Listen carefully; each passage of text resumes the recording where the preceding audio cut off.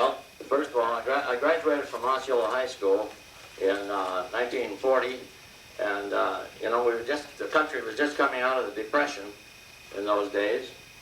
So I didn't think I wanted to go and stay on the farm. We lived out in Osceola, Wisconsin. So I enlisted down at the Federal Building down here in St. Paul, the old Federal Building. 15th of October, 1940. So the recruiting sergeant says, boy, if I got a good deal for you. I said, yeah? The Philippines, the field artillery. I said, I think they have horses, don't they? He says, yeah. I said, goodbye. He said, man, you're hard to get along with. I had my heart set on the Air Force. So I arrived out here at Fort Snelling. Approximately, there was a CMTC barracks for where the Northwest big hangar was, their first big hangar. And Highway 5 went all the way through in those days. And the CMTC barracks were east of the Highway 5. We stayed there a few weeks, learning how to right foot from our left. And along about 2 or 3 weeks we were here. I went down to Jefferson Barracks, Missouri for training. Well, I was there about 2 months and I never saw a rifle. We did a lot of walking around the grounds, a lot of guarding the tombstones out in the National Cemetery.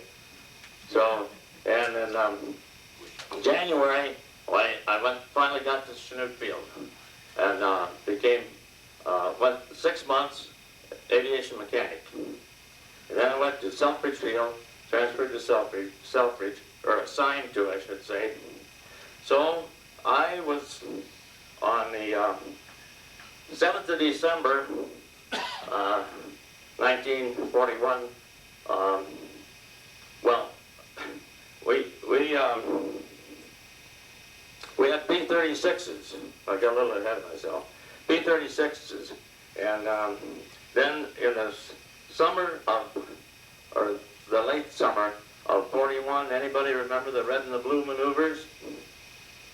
So we went down to New Orleans, and then New Orleans all the way to Spartanburg, South Carolina, and back to Selfridge. 7,000 miles in the back end of a 2.5-ton truck.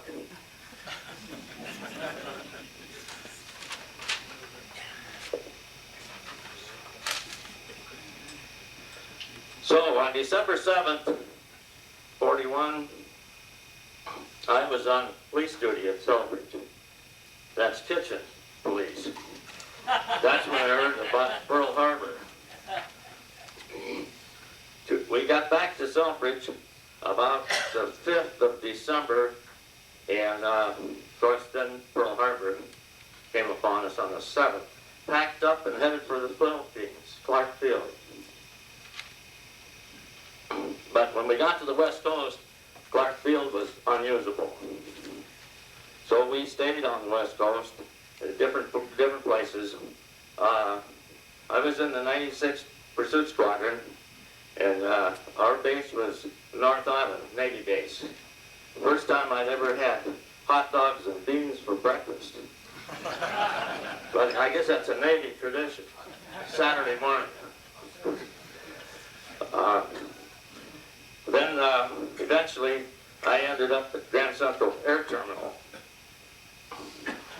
and we had P-38s, and we had a bunch of flying sergeants there, and that's where I applied for aviation cadet and was accepted.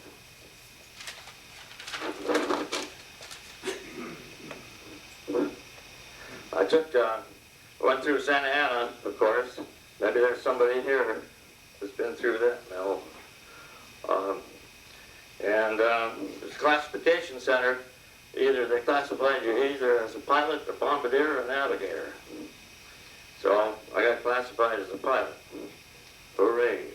Took then primary at Hancock College of Aeronautics at Santa Maria, California. And the basics, there was PT-17s, Stearman. Basic at Lemoore, California. Multi vibrators. Advanced at Marfa, Texas.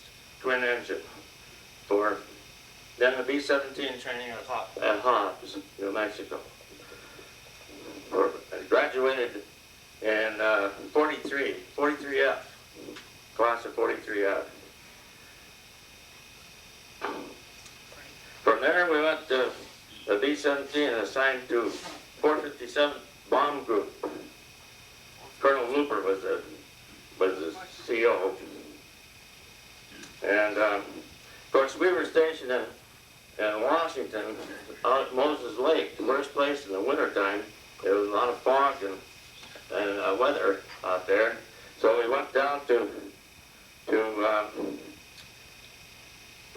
Oregon, and that wasn't much better. We went out one day with formation, and guess what?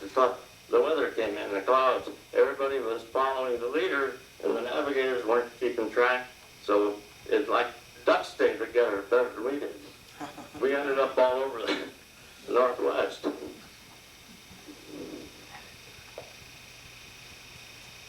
I went overseas in December 43.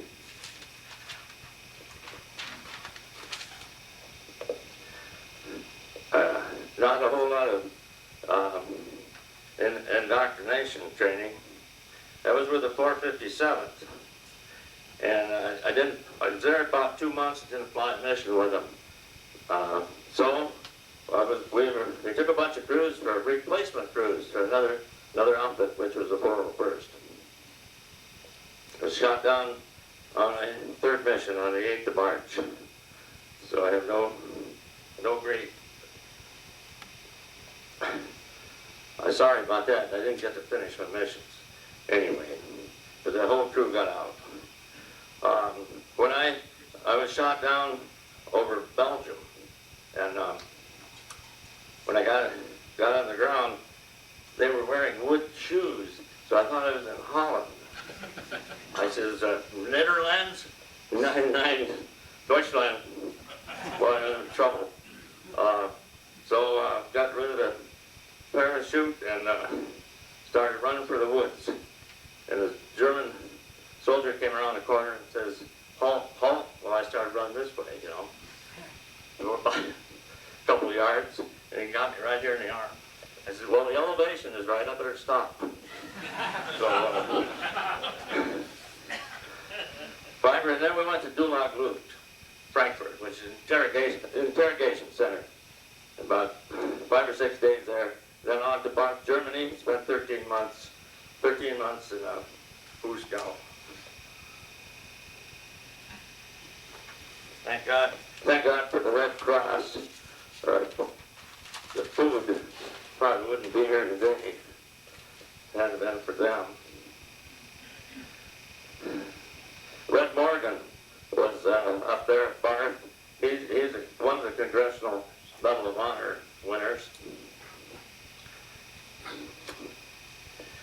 We were liberated by the Russians, and Colonel Zemke was a senior American officer, 56 Fighter Group commander, and thank goodness, thank the Lord for him, because he could speak Russian.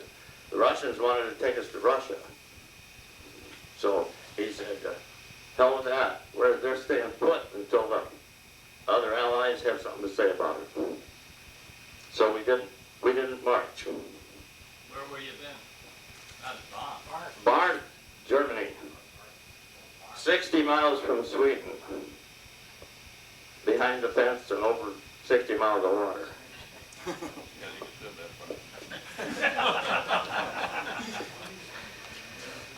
Okay, we were flown out to Reims. And from there we went to one of the cigarette camps. And nothing was happening. The military, you know how they move, how fast they move. So a buddy of mine was in my room. Their B-17 came in from London. And they said, anybody want to go to London? Well, he and I grabbed our duffel bag and went. Didn't check out, sign out, or anything.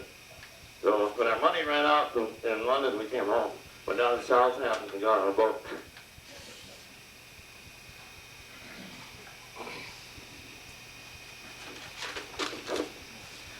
I had my choice to get out. And I thought, well, I might as well stay in. I like flying, so I stayed in for 20.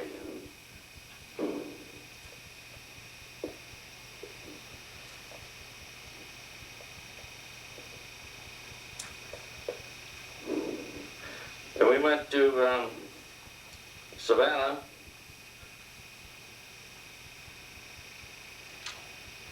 Oh, I got kind of out of sequence here.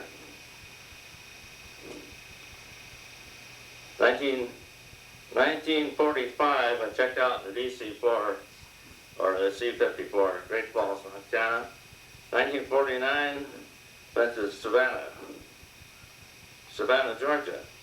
It had been closed after the war, and we reopened it. Hunter Air Force Base. That's State Air Force. In 1950, we went to Alaska for 2 years, the Air Base Group, where I was officer in charge of the fire department. Where in Alaska? At Eielson, mile 26, same base where we went sent the Lend-Lease airplanes to Russia.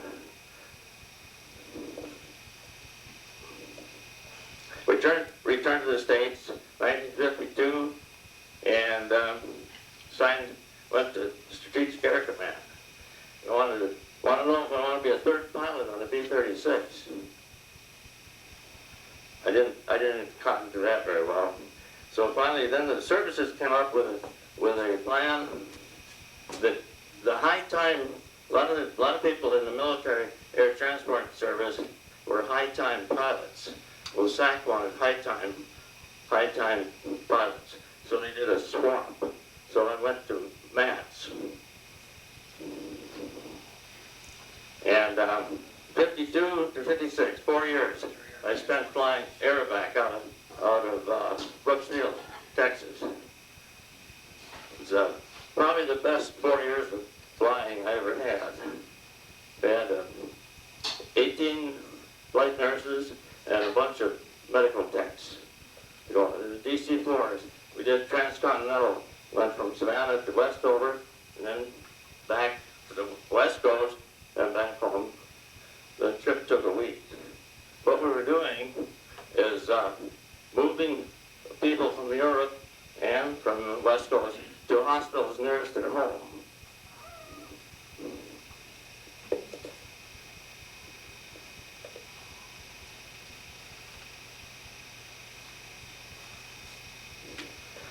So in 57, checked out in the DC-6s, 118 at West Palm Beach, and then went to McCord, Washington, signed to McCord, flying the Pacific. We go down, wouldn't leave from Tacoma. We go down to San Francisco and leave from there.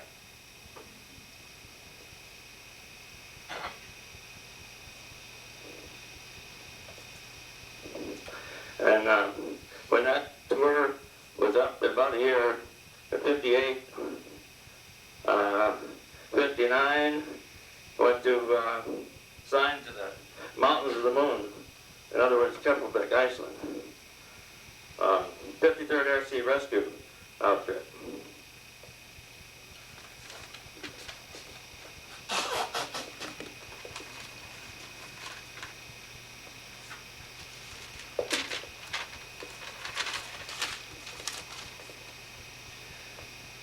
Came back in 59 and to Scott Field, BIP outfit, was flying 118s, DC-6s.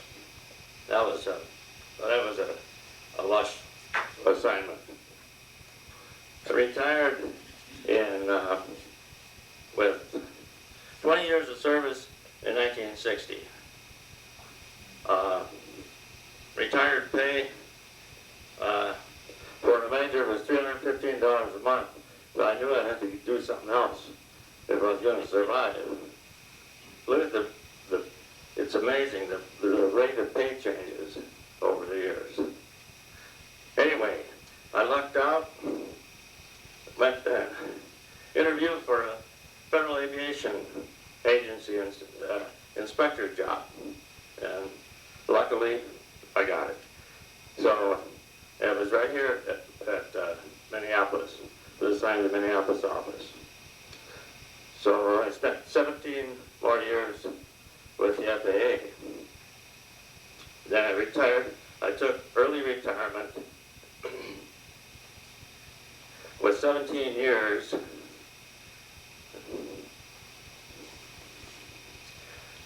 service.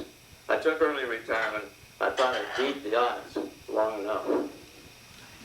So got checked out during that time on the 727, the 707, and the 747. In fact, I was the first inspector here in Minneapolis area on the 747, working with Northwest Airlines. I knew a bunch of swell troops there. All the people I've worked with are all retired now.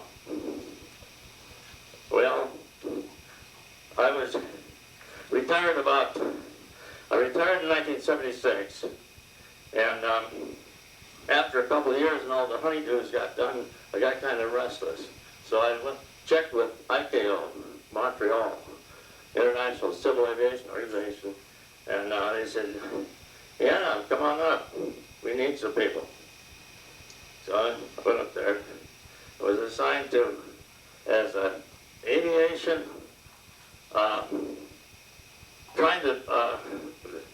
what do they call him? Advisor to the country of Sri Lanka. It sounds good. You know where that is? It's on the tip of India, in the Indian Ocean. It used to be Ceylon. When I got there, they said, what are you here for?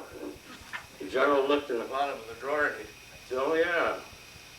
I was supposed to have to make the program work, they should have had a band over here for 6 months for training down at Oklahoma City as a maintenance inspector.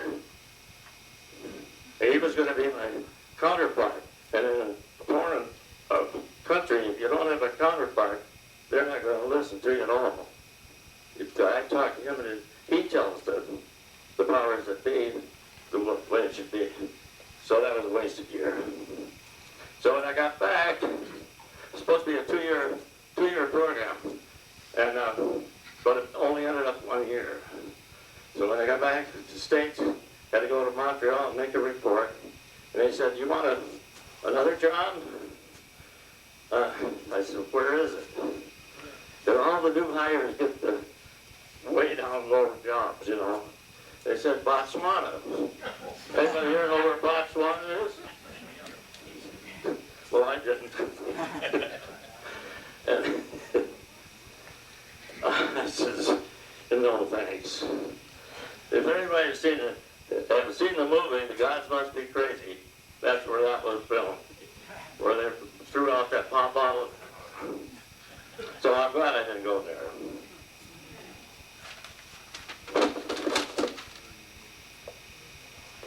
So that's it, gentlemen. Thank you.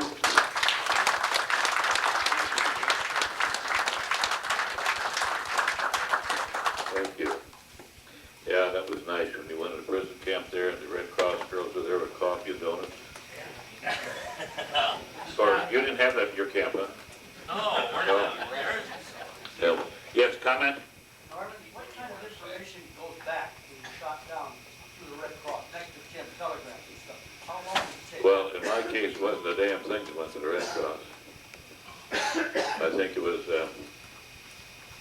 well, another branch of one of the, I don't know, was the YMCA or? Yeah, YMCA. YMCA came through with information and, They got it through the War Department some way because